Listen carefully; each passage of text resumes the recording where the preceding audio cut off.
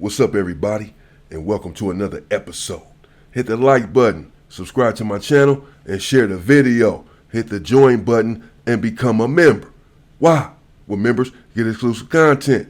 Hit the bell icon on my channel so that you will receive a notification every time I drop a video, and you can go check the video out. If you have not subscribed to the channel, please do so. Let's get into it. I've seen quite a few of these where gang leaders or murderers are reacting to life sentences inside of court. Some of them cannot take it. I've seen one, the dude Bryce. Some of these dudes are acting out in court. They're flipping off the victim's family. The victim's family are attacking the suspects or perpetrators. They're in court while they're cuffed up, chained up. They're flying over the desk attacking them. They can't take it because the suspects are there mocking them. After they didn't, unalive their 15-year-old daughter or 17-year-old son, then they're in court laughing at them. And so sometimes they go crazy. Here, these are gang leaders reacting to life sentences. Let's get into it and see how they react to getting life in prison. I mean, we all know what they say. You don't do the crime if you can't do the time. Some of them I don't think can take it, but let's see. You all in hell, truly remember that. Every one of you, I'll see you in hell. Kaius Veiovis. Take a seat at Hampton Superior Court, where Kaius Veiovis, a high-ranking member of the Hells Angels outlaw motorcycle gang, was about to be sentenced. Veiovis, along with other members of the Hells Angels, had brutally murdered 3 Pittsfield men in August 2011. Brace yourself as we delve into the chilling details surrounding this crime, and most importantly, find out what the judge's verdict will be. Kaius Veiovis, born Roy Gutfinski Jr., emerged from the shadows of the criminal underworld in the late 1990s. With a reputation for ruthlessness and a penchant for violence, he quickly rose through the ranks of the local gang scene, becoming a feared and respected figure. Veiovis's troubled upbringing, surrounded by violence and crime, set the stage for his descent into darkness. As a young man, he found solace in the camaraderie of gang life, where he honed his skills and embraced a life of crime. But it wasn't long before Veiovis's criminal activities took a sinister turn. He became involved in a series of shocking crimes that would leave the community reeling. In August 2011, Veiovis, along with 2 other men identified as Adam Lee Hall and David Chalou, kidnapped 3 Pittsfield men, David Glasser, Edward Frampton, and Robert Chadwell, and brutally murdered. According to reports, one of the men, David Glasser, was to testify against Adam Lee Hall, who was also a high-ranking member of the Hells Angels. To stop him, he was brutally murdered, while the other 2 who were his roommates were also murdered to eliminate any witnesses to Glasser's murder. All 3 victims were last seen in Glasser and Frampton's apartment on August 28, 2011. Almost 2 weeks later, their dismembered bodies were discovered buried in a trench in Beckett. The impact of Veiovis's participation in these murders extended far beyond the immediate victims. Families were torn apart, forever scarred by the loss of their loved ones. The community rallied together, seeking justice and demanding an end to the reign of terror. The pursuit of this dangerous criminal became a top priority, with investigators leaving no stone unturned in their quest to bring him to justice. Finally, after a lengthy and intense investigation, Veiovis was apprehended. The trial that followed was a spectacle, with the media covering every twist and turn of the proceedings. The courtroom was filled with tension as the prosecution presented their case, painting a vivid picture of Veiovis's crimes and the devastation they caused. The defense, faced with overwhelming evidence, tried to paint a different picture of Veiovis. They argued that he was a product of his environment, a victim of circumstance. They attempted to humanize him, to make the jury... Oh my, he's hard to look at, bro. I'm sorry. What the fuck is going on with his fucking face, bro? Seriously. What the fuck is this?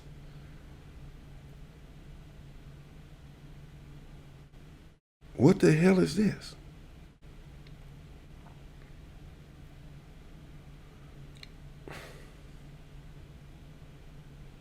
Seriously, I'm trying to see if he's trying to look like a devil, like these supposed to be horns. Did he do this deliberately?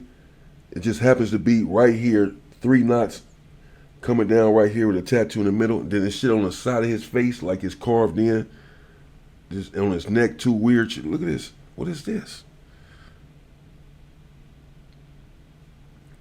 Dismembered the bodies after they brutally unalived them. Jeez.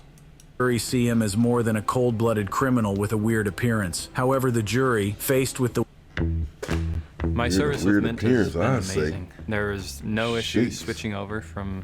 The weight of the evidence had no choice but to find Veiovis guilty on multiple counts of murder and other charges.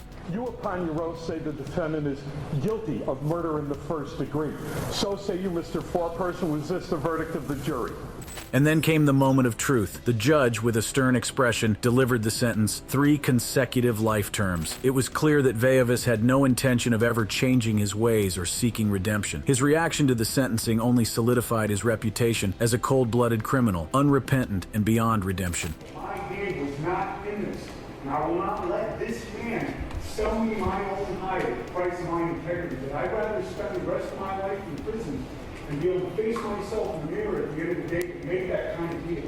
The impact of Veiovis' crimes on the community cannot be overstated. The scars left by his reign of terror will forever serve as a reminder of the darkness that can lurk within the human soul. George Gould Thomas. At the Western Cape High Court, sentencing is currently underway for the man called Violence. George Gould Thomas rose to infamy as the ruthless leader of one of the country's most notorious gangs. But his reign of terror would come to a crashing halt when justice finally caught up with him. Take a seat in the courtroom as we delve into the crimes committed by George Gould Thomas, the harrowing details of his trial, and the ultimate sentencing that left a nation in awe. In the sprawling streets of Cape Town, a young boy named George Gould Thomas grew up amidst poverty and violence. From an early age, he was exposed to the harsh realities of life, where survival often meant resorting to crime. But little did anyone know that this young boy would one day become the infamous gang leader known as Violence. George Gould Thomas was born in the 1970s, a time when Cape Town was plagued by social unrest and economic inequality. Growing up in impoverished neighborhoods, he witnessed the desperation and hopelessness that gripped his community. It was in this environment that Thomas's path toward a life of crime began. As a young boy, Thomas found himself drawn to the allure of the local gangs. It wasn't long before Thomas's curiosity turned into action. He joined a local gang known as the 28S Gang, subgroup under the Numbers Gang deemed one of the most dangerous in South Africa. Thomas quickly gained a reputation for his fearlessness and willingness to do whatever it took to protect his turf. As Thomas's influence within the gang grew, so did his circle of loyal followers. With his gang by his side, Thomas began to establish control over his neighborhood. Businesses were forced to pay protection money, and those who dared to defy him faced brutal consequences. Violence became his trademark, earning him the chilling moniker, Violence. News headlines were filled with stories of Thomas's reign of terror. His gang was responsible for numerous acts of violence, including murders, assaults, kidnappings, and also drug trafficking. As George Gould Thomas's criminal empire continued to grow, so did the list of heinous crimes attributed to him and his gang. From the darkest corners of Cape Town to the surrounding areas, their reign of terror left a trail of devastation in its wake. Law enforcement agencies launched a massive operation to dismantle Thomas's criminal empire. Undercover agents infiltrated his gang, gathering evidence and building a case that would bring him to justice. It was a dangerous and painstaking process, but they were determined to put an end to the violence. The case has been described as the biggest and most complex gang prosecution in the province.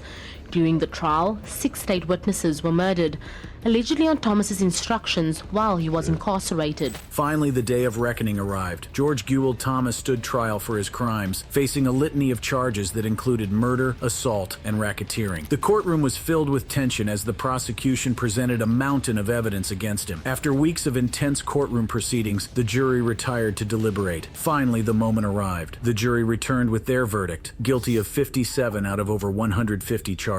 With the guilty verdict delivered, the courtroom braced itself for the sentencing of George Gould Thomas. He was eventually sentenced to 7 life terms in prison, ensuring that he would never walk the streets as a free man again. Surprisingly, Thomas had a huge grin on his face as soon as he heard the judge's verdict. Lee Rios. Let's head to the Hampton Superior Court, where 25-year-old Lee Rios is about to be sentenced for the murder of 18-year-old Kenneth Lopez. Rios, who was a reputed member of the violent Latin Kings gang, was said to have lured his victim out and then brutally murdered him with the help of his gang associates. Brace yourself as we delve into the details of this case, the trial, and sentencing of this vicious gangster. In the gritty streets of Springfield, Massachusetts, a young man named Lee Rios would rise to infamy as one of the most feared and ruthless gang leaders in the city's history. Born into a world plagued by violence and poverty, Rios found solace and a sense of belonging within the ranks of the notorious Latin Kings gang. But little did anyone know the extent of the darkness that lay within him. As a teenager, Rios began his descent into a life of crime, starting with petty thefts and minor offenses. But it wasn't long before he caught the attention of the Latin Kings, a notorious gang known for its ruthless tactics and iron grip on the city's underworld. The Latin Kings saw potential in Rios, recognizing his street smarts and his willingness to do whatever it took to rise through the ranks. Under their guidance, Rios quickly climbed the ladder, earning the respect and fear of those around him. He became a force to be reckoned with, a leader among his peers. With his charisma and natural leadership abilities, Rios soon established himself as the head of a powerful faction within the Latin Kings. As Rios's power grew, so did the violence and chaos that plagued the streets of Springfield. Gang wars erupted, leaving a trail of bloodshed and destruction in their wake. Law enforcement agencies struggled to contain the escalating violence, but Rios seemed untouchable. One of the most chilling crimes attributed to Rios was the murder of 18-year-old Kenneth Lopez. The events that unfolded on that fateful night in March 2015 would forever haunt the memories of those who witnessed the brutality of Rios's actions. Prosecutors would later reveal that Rios meticulously planned the killing, driven by a deep-seated vendetta against Lopez. The two had once been acquaintances, but a falling out had turned their relationship into a powder keg of resentment and animosity. On that fatal night, Rios, with the help of his gang associates, lured Lopez from the safety of his home under false pretenses. It was a trap, carefully orchestrated to ensure that Lopez would meet his untimely demise at the hands of Rios himself. In a desolate alleyway, Rios confronted Lopez and shot him multiple times, each shot sealing Lopez's fate. Instead of remorse, Rios reveled in his actions, boasting to his fellow gang members about the killing, as if it were a trophy to be displayed. However, little did Rios know that his actions had not gone unnoticed. The authorities swiftly launched an investigation, determined to bring him to justice and put an end to his reign of terror. The trial that followed was a spectacle that captivated the nation. The courtroom was filled with tension as the prosecution presented its case, laying bare the shocking details of Rios's crimes. Witnesses took the stand, recounting the events of that fateful night and the role Rios played in Lopez's murder. Rios, however, maintained his innocence, claiming that he was being falsely accused by individuals looking to strike a deal with the prosecution. His defense attorney argued that there was no concrete evidence linking Rios to the crime and that the case against him was built solely on the testimonies of unreliable witnesses. But the jury saw through the smoke and mirrors, recognizing the weight of the evidence presented. After careful deliberation, they delivered their verdict. Lee Rios was found guilty of first-degree murder. The judge wasted no time in delivering the sentence: life in prison without the possibility of parole. As to count one. Here's to the empty nesters, full of ideas. Having convicted you of murder in the first degree, sir, I'm sentencing you to NCIC junction for the term of your life without the possibility of parole. Next, we make a stop at Jefferson County District Court. That's fucked up. And you know, the Latin Kings did a story on them before. They ain't no joke. He's 25 though. He was young. But apparently that murder happened in front of witnesses. And it was a cold setup. Trapped him. Brought him out the house. Lured him out. And slumped him.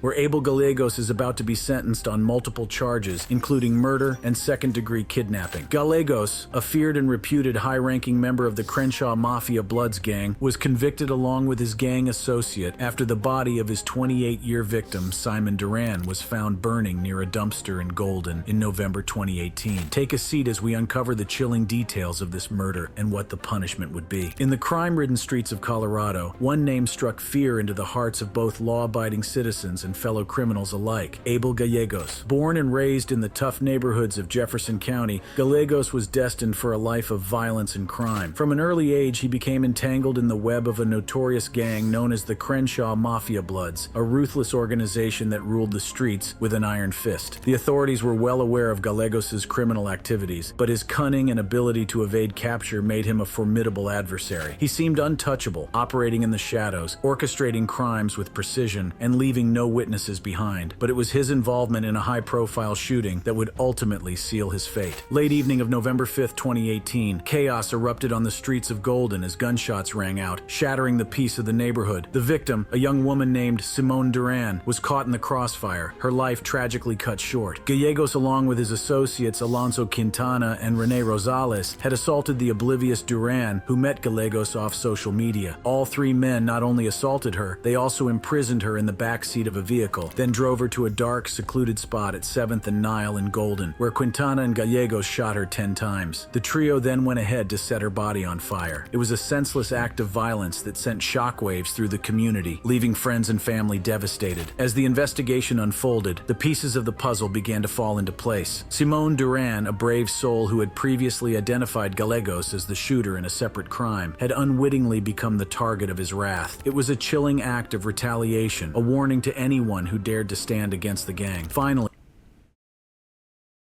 Damn, brutalized her. Shot her 10 times, and then, after she was already dead, I guess, after 10 gunshot wounds, set her body on fire. And this was because, we just learned, she testified or snitched on him about another shooting, a previous shooting. Whether she testified or not, I don't know. I didn't catch that part, but she told on him about a prior shooting. So, as you just saw, him and 2 other people, then shot her down 10 times and then set her body on fire. after a relentless pursuit, law enforcement agents managed to apprehend Gallegos, and so Abel Gallegos found himself facing the consequences of his actions. The courtroom became the stage for his trial, where the shocking details of his crimes would be laid bare for all to see. Finally, after weeks of intense deliberation, the jury reached a verdict. The tension in the courtroom was palpable as the foreperson stood and delivered the fateful words, guilty. Abel Gallegos, the once feared gang member, now faced a lifetime behind bars. The judge, in a powerful statement, addressed Gallegos directly, condemning his actions and the devastating impact they had on the community. This was a horrific crime. I am struck by the casualness in which it was committed, the absolute disregard for human life. He emphasized that the sentence handed down was a reflection of the severity of his crimes and the need to protect society from individuals like him. This is the result. This is where you will end up. With your family and friends crying as you're let out of the courtroom to serve the rest of your life in prison. And so, Abel Gallegos was sentenced to life in prison with an additional 163 years, ensuring that he would never again walk the streets as a free man. All through, Gallegos showed no emotions that indicated regret or remorse for his actions. At Hampton Superior Court, Adam Hall, a Berkshire County Hells Angels motorcycle gang leader, is about to be sentenced. Adam Lee Hall was convicted in a triple murder case, along with 3 other members of the club. After 3 men were kidnapped and dismembered, following his order. Sit back and brace yourself for a roller coaster of emotion. So this is based on, so he's a co-defendant. I just caught that already of the first dude, the Hells Angel, with that weird ass shit on his face. Remember he said they had 3 bodies, 3 murders, and dismemberment. That's him. He's one of the co-defendants.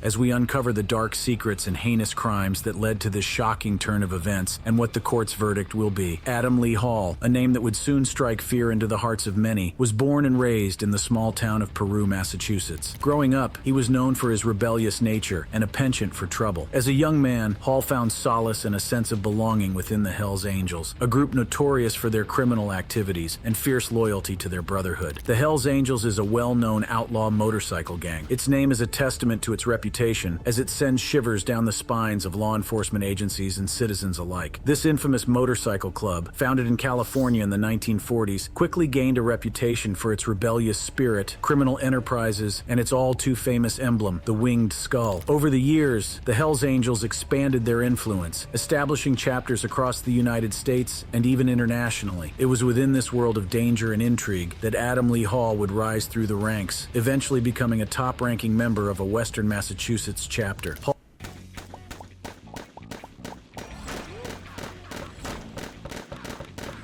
Hall's ascent to power was not without its fair share of bloodshed and criminal activities. He was well known as a ruthless enforcer who was willing to do whatever it took to protect himself as well as the interest of his chapter. For Hall, the ways of the Hells Angels became his way of life. He embraced the outlaw lifestyle, reveling in the power and notoriety that came with being a Hells Angels leader. However, what brought Adam Lee Hall to public attention was his role in a set of murders that rocked the entire nation when the news first got out. It all started on July 21st, 2009, when Adam Lee Hall purportedly lured and beat up David Glasser with a baseball bat after accusing him of stealing a car part. In retaliation, Glasser reported the case to the authorities, and on July 23, 2009, the Berkshire County Drug Task Force arrested Hall on drug, gun, and assault charges after interviews with Glasser and a search of Hall's home. On September 30, 2009, Hall was released from the Berkshire County Jail and House of Correction after paying a $50,000 bond. However, an upcoming trial was set against him following the gun, drug, and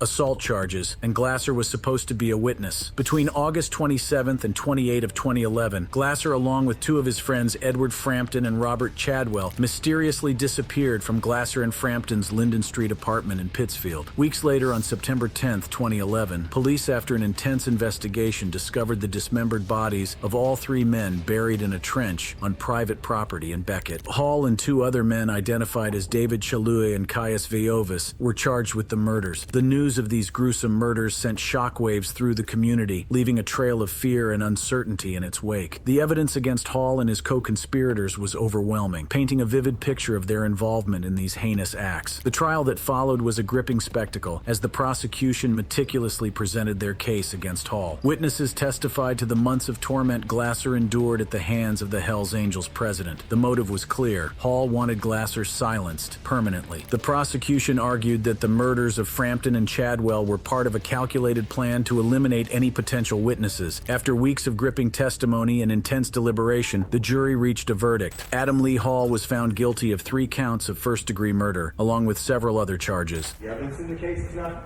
overwhelming, yet it is convincing, clearly convincing, beyond a reasonable doubt. The sentencing was a moment of reckoning for Hall. The judge delivered a scathing condemnation of his crimes, and due to its sheer brutality, Hall received 3 consecutive life sentences. For the term of life, without the possibility of parole. As his sentence was being read, Hall displayed no emotion at all. The Hells Angels leader, who had once reveled in his power and influence, would now be spending the rest of his life behind bars. The lengthy prison sentence was a stark reminder that even the most powerful individuals are not above the law. Antonio Davenport. Yeah. Our final case unfolds at a... And this is why you really have to be careful with the snitching, though. You know. Yeah. Dude done told, and he's got himself killed, you know, and his 2 roommates or whoever the hell they were. Just because they were there and they didn't want to leave any witnesses. I'm not justifying it. I'm not saying that these dudes were right for that. Especially the 2 that had nothing to do with it, you know. But I'm just saying, this is what it is in these streets.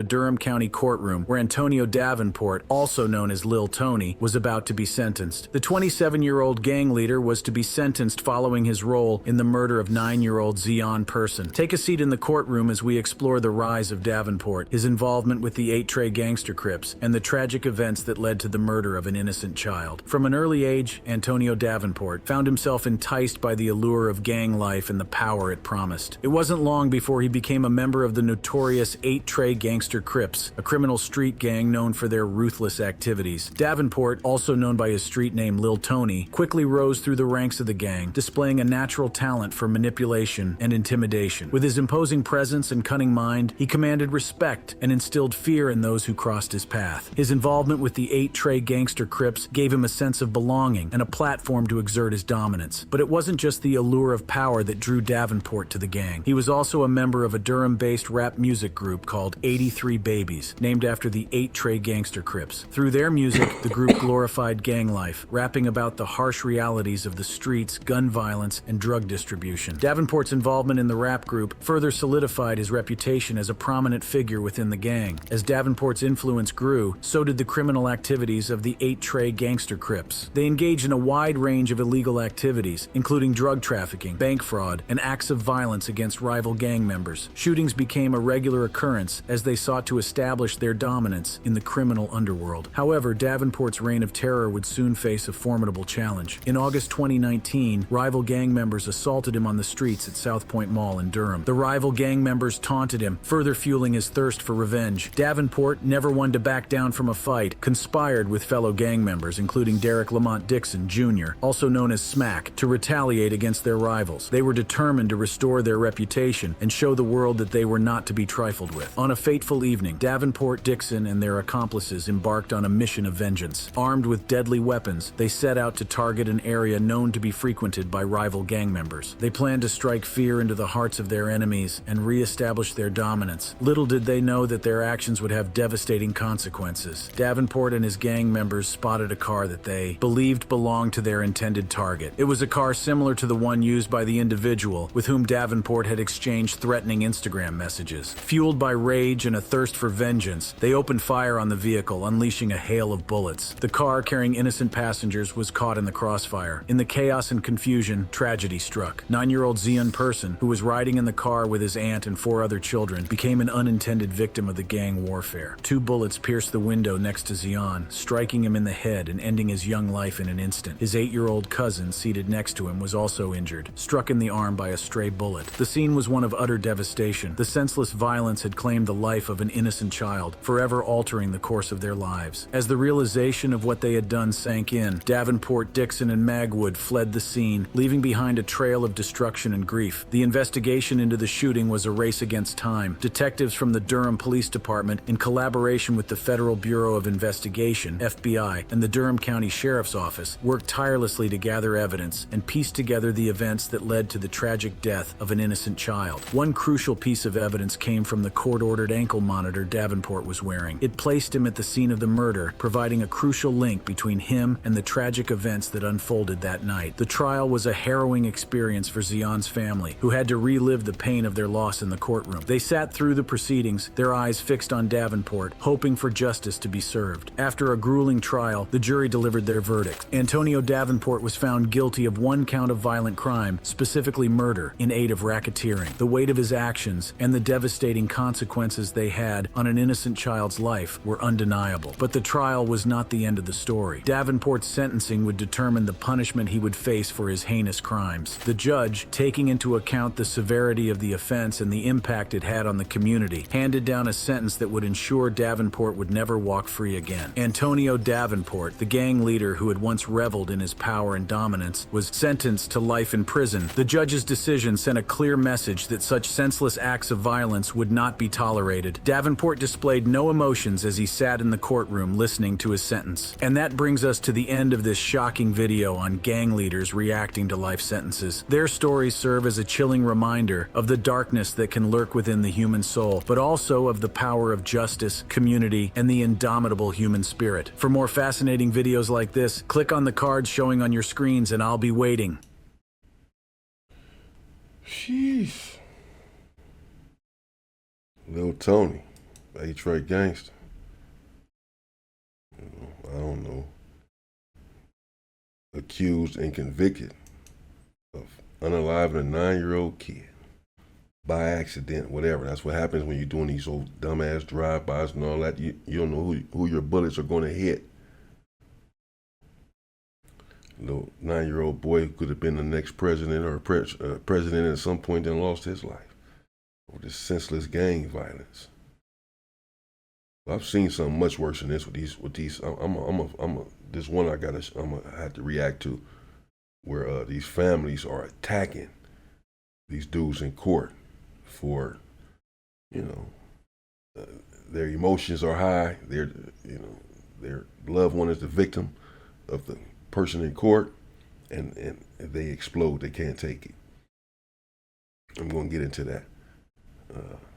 Damn, what's going on with this dude's face and help from the Hell's Angels though? Seriously, can somebody tell me in the comments if is this a Hell's Angels thing or something?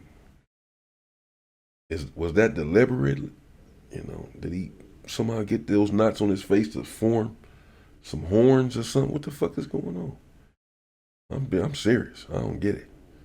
That shit was crazy. Just don't commit any crimes, people.